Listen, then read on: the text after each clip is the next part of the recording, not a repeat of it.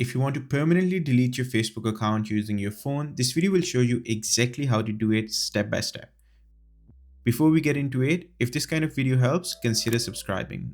Now, the first thing I want you to know is there's a difference between deactivating and deleting.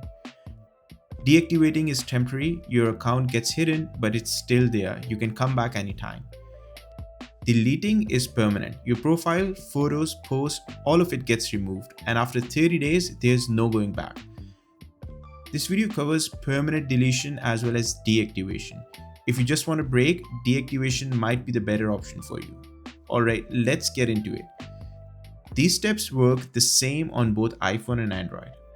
Open the Facebook app on your phone, tap the three horizontal lines, that's the menu icon.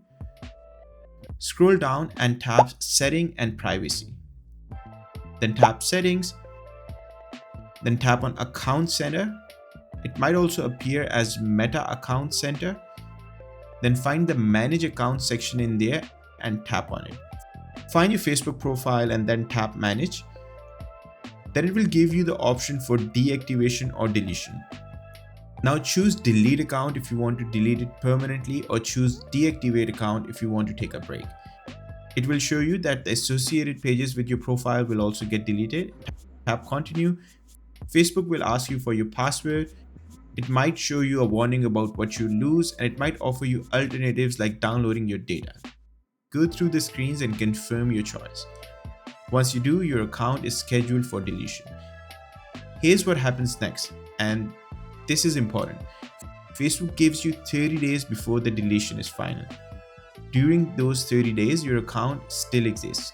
But if you log back in even once, the deletion gets cancelled. So if you're serious about deleting, don't log back in.